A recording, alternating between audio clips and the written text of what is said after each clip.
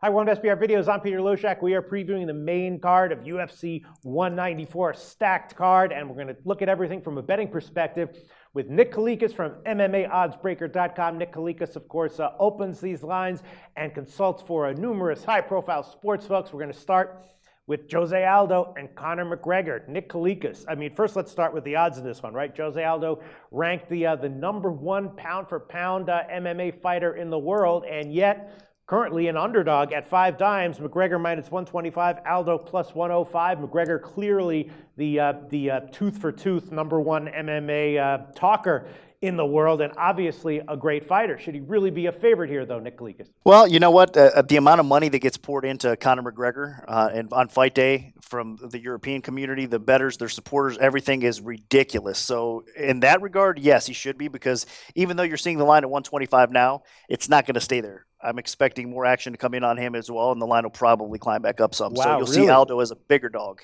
So where'd you open this line? The line was higher earlier, wasn't it?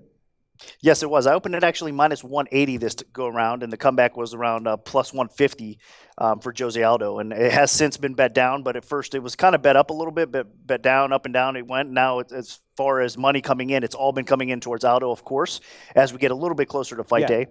But that, again, is going to change a little bit. Now, originally they were supposed to meet before. We all know what happened. You know, the fights got switched out. Mendes stepped in on short notice and replaced Aldo. And Aldo did open the favorite, but the overwhelming support for Conor McGregor and the money that came in actually made it a pick 'em fight, flipped the line towards Conor at that time as well. So that's why coming into this fight, and especially basing it on the amount of action he took against Mendes as well, I mean, it's just the hype, the way he's been just disposing his opponents, and I mean, he's backing up the talk. He talks a lot, like you said. He's definitely a very marketable person. The UFC loves that. Obviously, he's making them a ton of money. But that also attracts more money on him as far as betting goes, too. People buy into the hype. Right. And they believe that he can win, and he's going out there and destroying people. So then your opening the line at -180 was based entirely on where you thought the money would come, not at all really to do with your own assessment of the percentages, the likely percentages of each fighter winning. Yeah, in this case, that is absolutely correct, because, you know, it's just a hard spot to pick, because if you open it too low, you're going to get, you know, too much action, more than you want one way, and then vice versa. So, yeah, I kind of learned from the first go around and the amount of money that was coming in, and I made the adjustment. Now, of course, more people are giving Aldo a chance this time. It seems more people are kind of coming in the other way, but I do expect it to change. And more times than not, you know, when I'm assuming the fight goes or the line ends up closing one way, it kind of does. So I'm thinking this line probably will close closer to the opener, maybe not 180 at this point, because Aldo, again, is getting a little bit of respect, but it will not be -125 by fight time. Well, listen, as far as, you know, fight analysis is concerned, I mean, if you'd given me Aldo at +150 or +160, I definitely would have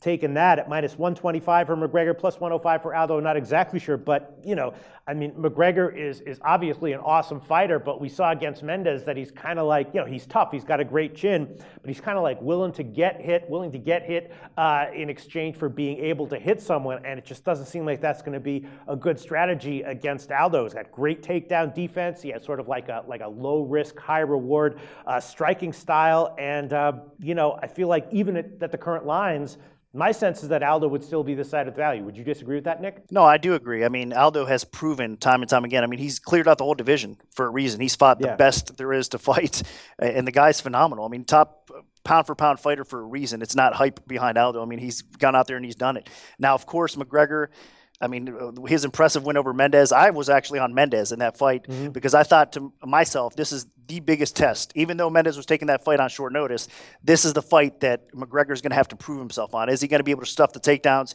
Is he going to be able to take a top-class, high-ranked fighter? I mean, you saw the war that Mendes and Aldo had. So Mendes is right up there as far as top of the food chain at featherweight, no doubt about it. So in my opinion, that was his biggest test, and I wanted to see if he could pass it. So Mendes, especially at plus money, I thought there was some value there. McGregor looked great. I mean, he did get taken down. He did get hit in that fight, but as you said, his chin showed up well. I mean, he's definitely tough. He could take those punches, and a lot of people cannot from Mendes. And then as far as the takedowns go, he did get put on his back. He managed to get himself back up, and then on the feet, of course, he has that reach over his opponents, and he's got the power, and he has good fight IQ as well to go along with killer instinct. Once he has you hurt, I mean, those body kicks, honestly, against Mendes were a thing of beauty. They did have an impact on that fight as well. And, of course, Mendes kind of slowed down as the fight went, and then he got him out of there. So to me, he gained a new level of respect because even though the fight was on short notice, he still beat a quality opponent in Chad Mendes. So Conor McGregor is definitely legit, and this is going to be a challenge for Jose Aldo, no doubt about that. Well, I'll tell you what, Nick Kalikas, I think there is a good way to bet this fight. You tell me if you agree with it. I'm thinking about the over 2.5 at -120 right now at 5 dimes. Both these guys obviously can finish, but both these guys also are going to have a tremendous amount of respect for the striking power of the other guy, and maybe one of them will get caught in the later rounds. But my sense is that they'll be relatively cautious, relatively defense-oriented to start the fight, and it's a pretty low total, over 2.5, -120. What do you think about that, Nick? Great bet or not? I don't know if it's a great bet because both these guys are finishers. I mean, that's the scary part, right? I mean, you got two guys that go out there and typically finish their opponents, but in this case, like you just said, they do have chins. I mean, they're definitely, they can dish it out, but they can take it as well. And I think they have such respect for the finishing power of the other one that they're going to be planning for that, game planning for that, and defending against it. That's probably fairly accurate, I would say as well. But the leg kicks that Jose Aldo has, I mean, it's a different thing to handle, and I'm not sure if Conor McGregor is going to adapt to that very well. So we could see Jose Aldo just chopping away at that leg early on, and it could have a big impact on that fight. And then again, you got to counter the fact that McGregor has that reach, and he's going to have a lot of size on him. He could end up landing a little bit more frequently than Aldo is used to. And Aldo is hittable. I mean, let's not forget that Mendes fight either. He was getting tagged. I mean, he was busted up on the feet there as well. Even though he looked great and he showed off his chin as well, he still got tagged. Both these guys are taggable. So that is a little bit of a concern. But if I had to choose either over or under, I agree with you. I think that, I mean, from all signs, even though they are finishers, I think they're both tough enough to withstand each other, and it probably heads into the later rounds. Yeah. Now, in that case, I mean, we're going to see who really has the advantage there. Jose Aldo has been known to fade a little bit as fights go on, but Conor McGregor hasn't really been tested in that aspect either yet. So it is going to be interesting. I mean, both guys seem to have the cardio under control, and they're capable to go 5 rounds. So we'll see. Should be good.